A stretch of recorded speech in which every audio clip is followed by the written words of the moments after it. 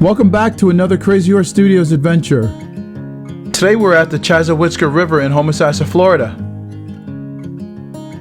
The Chassahowitzka River is a beautiful 5-mile spring-fed river where there's approximately 31,000 acres of refuge that is officially recognized as the Chassahowitzka National Wildlife Refuge.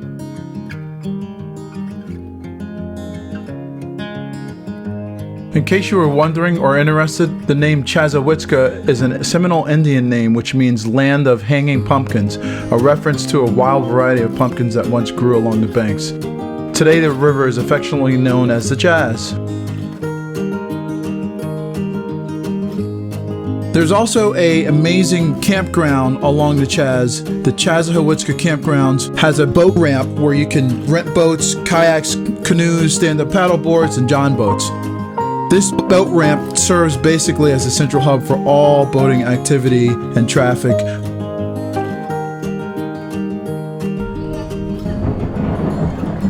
So we're off, launching from the boat ramp, and we'll head over to a couple of the major springs that are a part of the Chas's natural spring system. As you can see, there are several springs that are part of the Chassahowitzka River, but we're going to head to a spring called the Crack. It's a secluded sulfur spring that can only be accessed by a kayak or a paddleboard, and it gets its name from the 30-foot long crack that cuts into the riverbed floor. During the Prohibition era, the Chas was reportedly used for liquor smuggling. Al Capone is even rumored to have owned property on the river.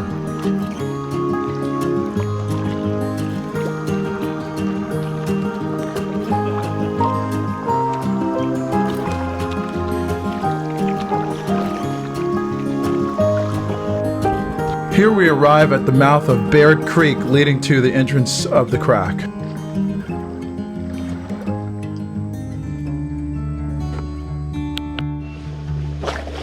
The water typically here is extremely shallow, so kayaking can be done, and paddleboarding, but not highly recommended. There is a bit of a walk through the shallow waters leading to the entrance where the Crack is located, and you may run into a bit of kayak and or paddleboard traffic along the way, but it's well worth it and it's nothing too arduous. I should probably add that those who make the trek back here to the Crack, make sure that you are cognizant of your surroundings. There are all kinds of wildlife roaming around, like snakes and alligators namely. The deeper you get into the brush, the more likely you're going to run into one of them, so you need to be aware that they are out here and that they are fairly plentiful, and that you take the proper precautions given your close proximity to the banks as you walk through to the Crack. We did see several alligators today as we were kayaking. Didn't see any as we were walking, but nonetheless you need to keep your head on the swivel out here as they are everywhere.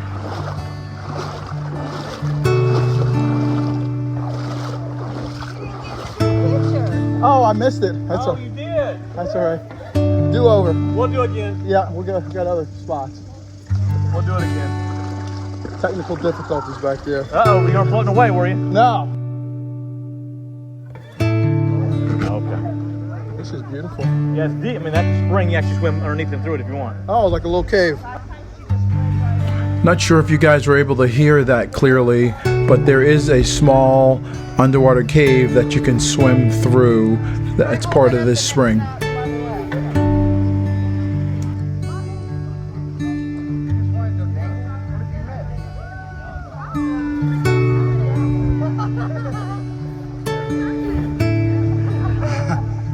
de Soleil.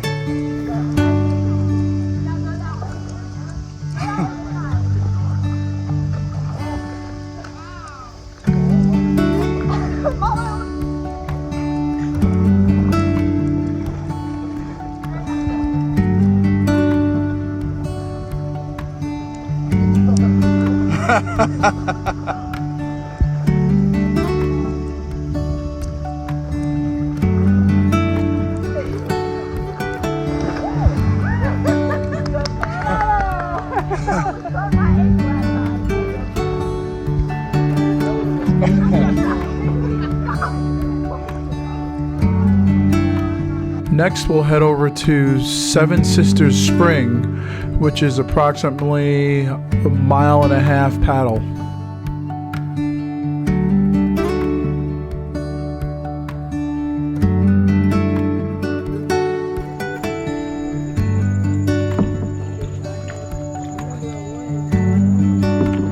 Morning, guys. Good morning. Oh, yeah? Good. All right. Where he is? Good morning. There's my shirt going by again. Wow, big group. Good morning, folks. How you doing? Good, good.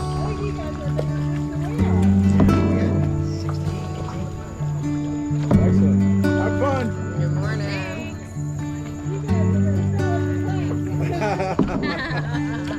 Oh, you got a little dog and trade.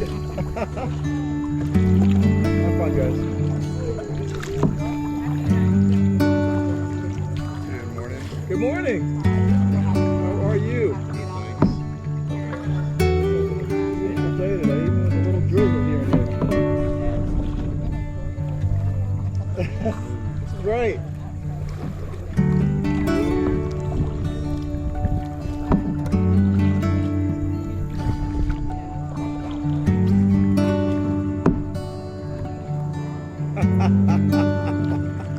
Got your trusty companion with you. Oh yeah? Look at him. So good. It's a she. Gee.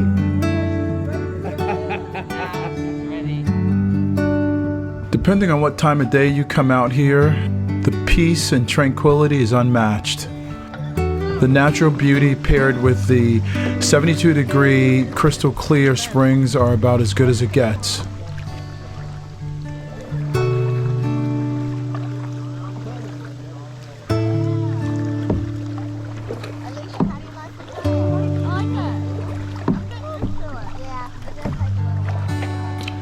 You do have to be aware that the signage is not very consistent out here or plentiful, so visitors should check with someone knowledgeable about the area before heading out.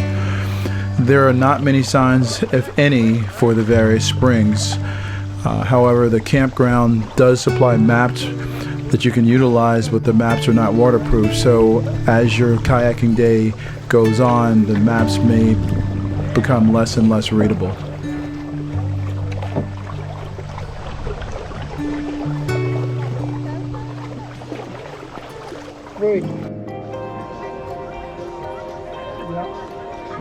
So here we are at Seven Sisters Spring. The spring got its name because it contains a series of 7 springs in a closely related group called Sister Springs. Now the rocks and surfaces around the spring are very hard, slippery, and sharp due to the combination of sand, limestone, and algae. So make sure you have boat shoes before entering. As you'll see here, there are a series of small underwater caves where swimmers and snorkelers can swim through the connected spring vents. Obviously, there's some danger associated with this practice. However, most of the runs are fairly short and small, but the ports or vents that the swimmer must go through can be quite small as well. So a disoriented or a portly swimmer may have trouble getting through the vent timely. I usually try to start like 5 feet and go to 8 feet and then 10 feet. Right. I try to just go like past 10 feet on my first like free dive before I come up. Yeah. Hold that breath. This goes down, what, probably 10 feet?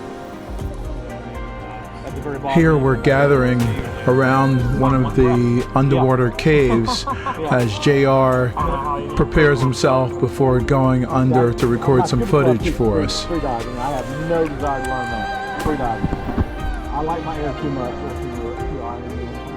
I think my nice rock and my air will be good.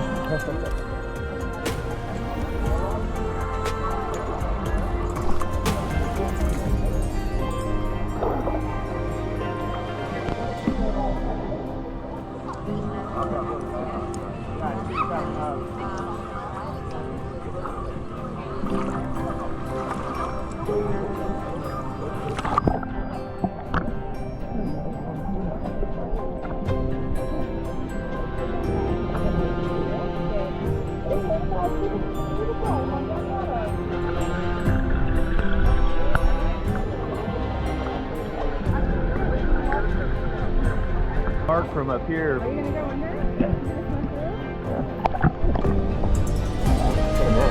All right, this water, it's getting cold. Yeah, it gets colder when you get down in there. It changes a couple more. Holy.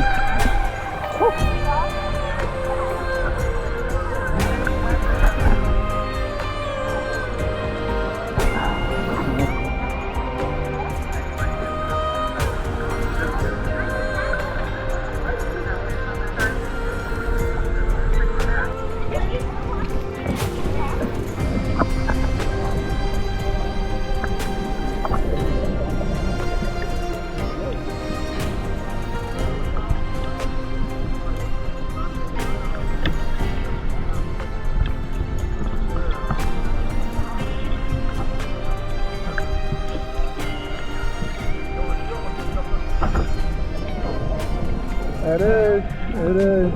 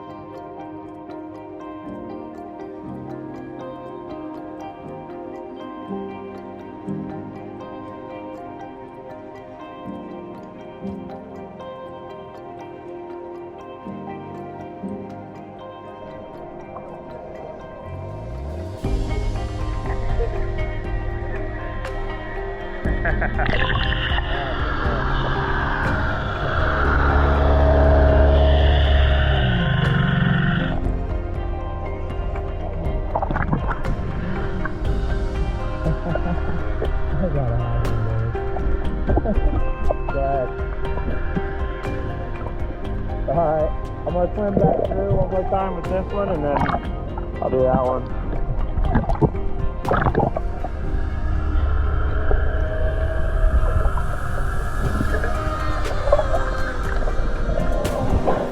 You see the catfish that was right there? There's like 3 catfish down there. Oh, really?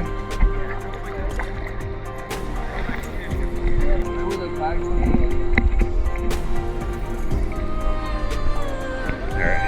Nobody's down there, right?